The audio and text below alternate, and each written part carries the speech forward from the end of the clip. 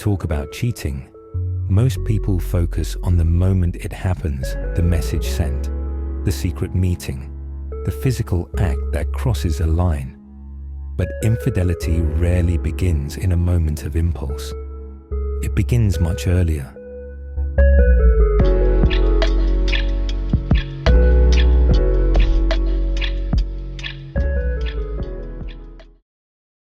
You could say that cheating doesn't start with a kiss. It starts with a crack, a psychological vulnerability that slowly widens until someone steps through it. Many people imagine cheaters as inherently selfish or cruel, but human behavior is always more complex than the labels we attach to it.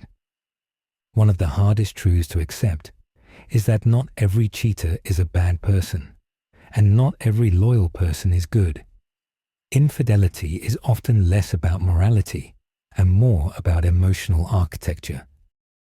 Humans cheat for reasons that are as old as we are. Evolutionary impulses, emotional hunger, and situational triggers blend together in ways that are difficult to separate. Some people cheat because they crave novelty, a spark that makes them feel alive again. Others cheat because they feel unseen, unappreciated, or emotionally disconnected at home. Some cheat because their attachment style makes intimacy feel threatening, so they reach for something that feels safer because it cannot demand too much from them. And some cheat simply because a moment of opportunity aligned with an unresolved need they never learned to express. There is often a myth that cheating comes from desire alone, as if it were purely a physical or impulsive act. But if you slow down and look closer, you start to see something else at work. For many people, cheating is not the cause of a broken relationship. It is the symptom of a relationship where something essential was missing.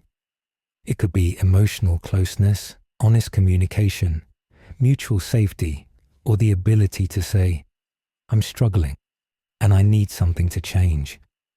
When these needs go unspoken for long enough, the silence becomes louder than the truth. Cheating becomes the escape hatch they choose instead of confrontation. Inside the mind of a cheater, there is often a quiet battle happening long before the betrayal is exposed. The desire for connection or validation rises alongside guilt and fear. They feel pulled towards something that promises relief, while simultaneously hiding from the consequences they know may follow. This inner conflict creates a psychological tension that many people underestimate. It isn't simple and it isn't clean. It is also not always malicious. Sometimes it is deeply human, painfully flawed, and rooted in emotions that person never learned to understand. One of the most relatable lines you hear from people who have cheated is this one: "I never planned for it to go this far. I just wanted to feel something again." That sentence reveals more truth about infidelity than most arguments ever will. When we study cheating from a psychological perspective, we are really studying emotional needs and attachment patterns. People with secure attachment tend to communicate their needs directly. People with anxious or avoidant attachment often struggle to do that. They may fear rejection, fear abandonment, or fear conflicts, so they seek comfort in places that feel easier, even when those places are damaging. Infidelity can be their attempt to soothe an old wound rather than harm another person. But the damage still occurs because those wounds were never addressed in the light of day. Emotional needs that are ignored do not disappear. They reappear in behavior. And this is why it matters to explore the hidden architecture behind cheating, instead of focusing only on the act. If we understand what makes someone vulnerable to crossing a boundary, we can understand how to prevent it, how to heal from it, and how to build relationships that are stronger and more emotionally aware. The truth is simple but unsettling. Cheating begins long before the betrayal. It begins with a vulnerable moment that goes unnoticed. It begins when someone feels disconnected from themselves or from their partner. It begins when communication breaks down and people start living inside their own silent frustrations. Infidelity is the outcome of a story that has already been unfolding. When you begin to look beneath the surface of infidelity, you start to see that cheating rarely comes from a place of strength. It often comes from the echo of an old wound, something formed long before adulthood, long before relationships, long before the moment the betrayal occurred. The roots of cheating can be traced back to attachment patterns, the psychological blueprint that shapes how someone gives and receives love.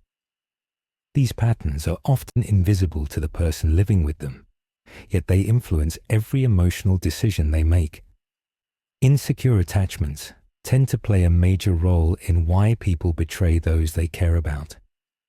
Anxiously attached individuals cheat for reasons tied to fear and longing. They worry about losing love and crave reassurance so intensely that they look outside the relationship when they feel ignored or undervalued. Their infidelity is often emotional before it becomes physical. They get drawn into attention and affection because it soothes their anxiety and makes them feel temporarily safe. In their mind, cheating becomes a desperate attempt to avoid feeling abandoned. Avoidantly attached individuals cheat for very different reasons. They feel trapped by closeness and try to preserve distance. When their partner gets too close emotionally, they may seek another connection that feels less demanding. Their infidelity is often a way of protecting themselves from vulnerability. They avoid intimacy by creating a second emotional world where they can feel in control. Many avoidant people describe cheating as a way to breathe again, even though it eventually suffocates the relationship. It is the paradox of avoidance. They cheat not because they lack feelings, but because feelings overwhelm them. Disorganized attachment is even more complex. These individuals carry unresolved trauma that makes closeness both desired and feared. They may cheat impulsively or inconsistently. They may sabotage relationships they secretly want to keep. Their behavior can feel chaotic because their internal world is chaotic. Infidelity becomes a reenactment of instability, something familiar from their early experiences. It feels like a tragic pattern they didn't consciously choose, but also never learned how to stop. Much of this begins in childhood. Emotional neglect, inconsistent affection, or environments where love felt unpredictable shape how secure someone feels in adult relationships. A child who grows up unseen often becomes an adult who searches for visibility. A child who learns that love requires self-abandonment may later betray others because they have always been betraying themselves first. This isn't an excuse for cheating. It is a lens that helps us understand why certain patterns repeat. One of the most painful truths is that the way someone was loved as a child becomes the way they try to feel loved as an adult. Many people who cheat describe a sensation that is more psychological than physical. It is a hunger, a craving for validation so strong that another person's attention becomes a kind of emotional drug. Every compliment, every flirtatious moment or secret conversation gives them a hit of self-worth they struggle to feel on their own. They use cheating the way others use substances. It becomes an escape from insecurity, loneliness, or self-doubt. Validation addiction turns infidelity into a coping mechanism that keeps them from facing the deeper question. There is a difference between ego-driven cheaters and fear-driven cheaters. Ego-driven cheaters are guided by entitlement. They believe they deserve more attention, more admiration, more excitement. Cheating becomes a form of self-inflation. Fear-driven cheaters, on the other hand, are running from something inside themselves. They are terrified of rejection, terrified of abandonment, or terrified of confronting the emptiness that they feel. Their infidelity is not an act of superiority. It is an act of escape. When you listen closely, you hear the difference in their voices. One says, "I could do better." The other says, "I'm afraid I'm not enough." And then there are emotional affairs, which often begin long before anything physical happens. These affairs grow from emotional hunger, from the desire to be understood, valued, or desired again. Emotional infidelity feels safer for many people because it allows them to preserve the illusion of loyalty while secretly investing intimacy somewhere else. But emotional affairs can cut even deeper than physical ones because they involve the heart. They reveal unmet emotional needs the person has never fully acknowledged. When someone says, "It wasn't even physical, but it meant everything to me," what they are really saying is, "I finally felt something I had been missing for a long time." When you step back from all of these patterns, a theme becomes clear. Infidelity often reflects inner wounds more than deliberate cruelty. It is not always about desire or opportunity. It is often about unresolved pain, old emotional scars, and attachment patterns that were never healed. This doesn't remove responsibility, but it does add understanding. To truly understand cheating, you must be willing to look at the insecurities and silent drivers that live beneath the surface. People cheat not only because of who they are in the moment, but because of the emotional history they carry within them. And until that history is acknowledged, the cycle continues. To understand the psychology of cheating, you have to step into a space most people never see. The private mental world where someone tries to make sense of their contradictions. Cheaters rarely wake up one day and decide to betray someone they love. Instead, they slowly construct a psychological framework that allows them to do what their values would normally forbid. It is an internal conversation filled with excuses, denials, and emotional logic that bends just enough to make the forbidden feel acceptable. Rationalization is the first line of defense. A cheater convinces themselves that their actions make sense, even when those actions violate their own moral code. They tell themselves the relationship is already falling apart, or that their partner doesn't care, or that they deserve something more. They take a moment of temptation and turn it into a narrative that feels justified. It becomes easier to cheat when you build a story that says you are the one who was pushed into it, rather than the one who chose it. In this sense, the internal monologue becomes a negotiation with guilt. A cheater learns to lower the volume of their conscience until the silence feels normal. Compartmentalization is another powerful mechanism. It allows someone to live two emotional realities at once. In one world, they are the committed partner who shows love, shares routines, and maintains the image of stability. In the other world, they are someone else entirely, someone liberated from the expectations and responsibilities of their relationship. These two versions rarely collide because the cheater builds psychological walls between them. They create mental rooms where different truths exist independently. This is why many cheaters appear calm, even affectionate, in the relationship they are betraying. They are emotionally present in one room and entirely absent in another. The switching becomes so seamless that they stop noticing they are doing it. Secrecy plays a major role, not just as a practical necessity, but as an emotional stimulant.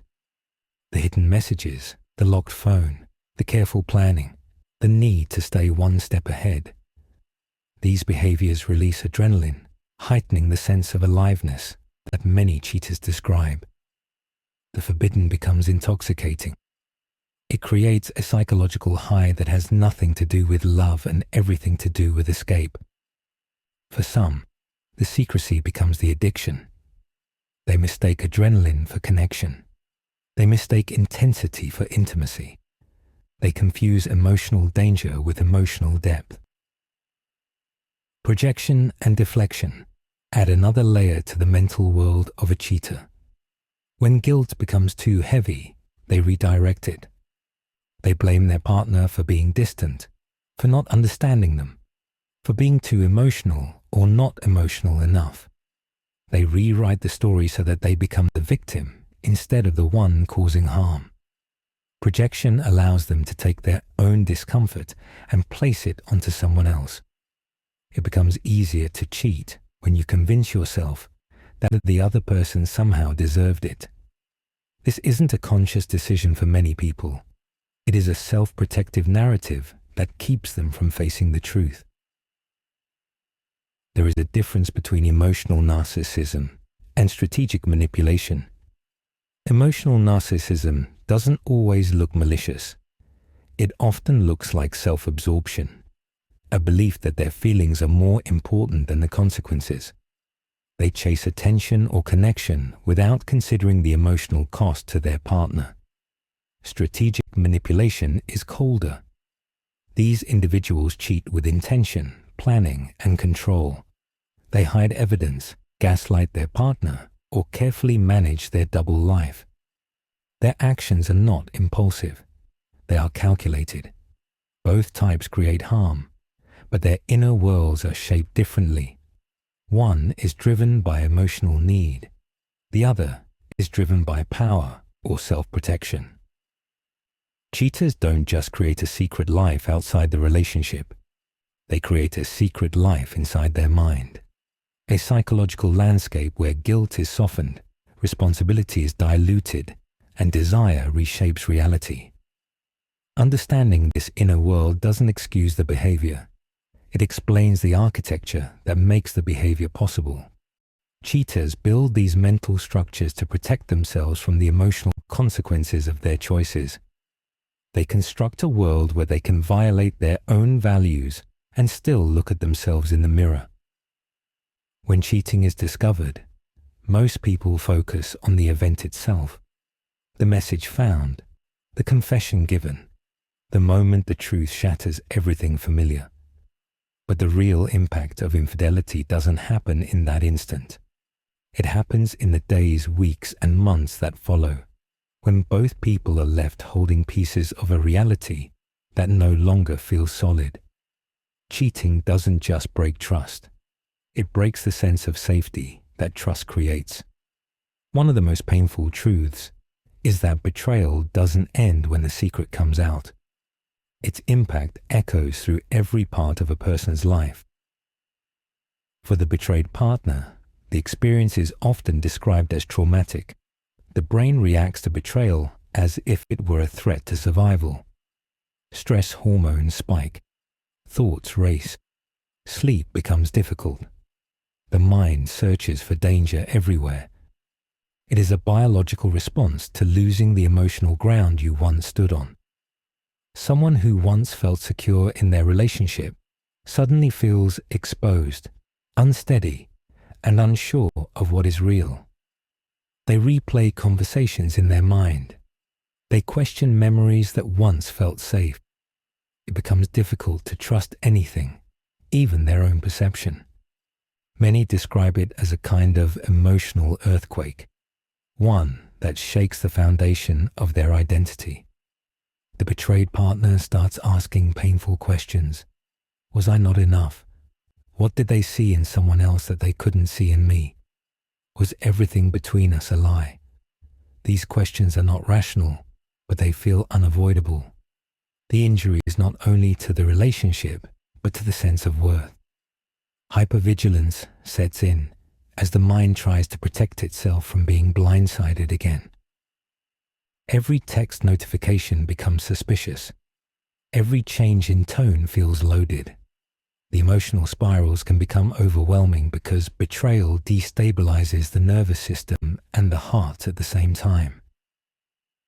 But the impact doesn't stop with the person who was betrayed. The cheater also faces consequences, often internal ones that stay hidden from the outside world. After the adrenaline fades and the secrecy collapses, many cheaters experience a kind of identity fragmentation. They realize they have acted against their own values.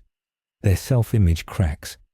The person they believed themselves to be no longer matches the person they became in the moment of betrayal. This creates a deep and private shame.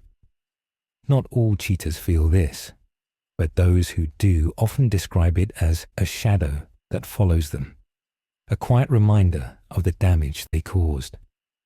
For some, it becomes the first time they truly meet the parts of themselves they had been avoiding. Cheating creates a ripple effect that reaches into areas people don't always expect. Friendships can become strained as individuals choose sides or offer opinions that deepen the wound. Intimacy becomes complicated. Some feel repulsed by the idea of closeness. Others cling to it desperately as a way to rebuild lost connection. Sexual intimacy shifts as well, because the body remembers betrayal in ways the mind cannot easily undo. Long-term attachment becomes uncertain. The betrayed partner may struggle to feel safe again, not only with their current partner, but with future ones. The cheater may struggle to trust themselves, unsure of why they crossed the line in the first place. Some couples break under the weight of infidelity, not because they don't care, but because the emotional damage is too complex to untangle. The sense of betrayal becomes too heavy. Communication breaks down. Resentment grows. The relationship becomes a reminder of the pain, rather than a place of healing. But other couples rebuild. They face the truth honestly. They look at the underlying wounds. They learn to communicate, to take accountability, to understand the patterns that led them there. Rebuilding doesn't mean forgetting.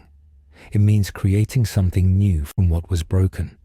And the couples who manage it often say the same thing. We didn't go back to who we were. We became something different. What matters most is understanding that infidelity is not a single event. It is a psychological and emotional impact that ripples outward. It changes the way people see themselves, the way they see relationships, and the way they understand love. It forces both partners to confront truths they may have avoided for years. Cheating exposes vulnerabilities, fractures identity, and challenges the deepest assumptions about loyalty and connection. Its effects linger because betrayal is not just something that happens to the relationship. It is something that happens inside the person. Infidelity doesn't end when it is discovered. That is simply the beginning of a new story, one shaped by trauma, reflection, and the work of figuring out what comes next. And from that point forward, everything depends on how willing both people are to face the cracks honestly. There are relationship patterns that dramatically reduce the likelihood of cheating, and they are not complicated. They involve speaking openly about needs before resentment grows, maintaining emotional intimacy instead of drifting into silent distance, creating boundaries with outsiders, recognizing early signs of disconnect and addressing them quickly, choosing curiosity instead of defensiveness, and most importantly, making loyalty a daily practice rather than a passive expectation. Loyalty is not simply the absence of cheating. It is the active choice to protect the relationship, even when temptation or conflict appears. As many people discover, faithfulness is not about never being tempted. It's about never letting temptation rewrite your values. The psychology of choosing loyalty is rooted in emotional maturity. It requires someone to understand their own vulnerabilities and manage them consciously. People who choose loyalty know that desire is temporary, but the impact of betrayal is permanent. They value the long term over the momentary. They speak up when something feels off, instead of letting silence widen the distance. They understand that relationships evolve and that commitment requires effort, not just love. Choosing loyalty is not about perfection. It is about intention, integrity, and awareness. Part of healing is also deciding whether to stay or leave. Some relationships grow stronger after infidelity, but not all are meant to survive it. Breaking the cycle of infidelity means choosing truth over comfort, growth over avoidance, and emotional maturity over impulse. It means understanding that love is not sustained by intention alone, but by action, clarity, and empathy. And it means recognizing that the story does not end at betrayal. It ends at transformation.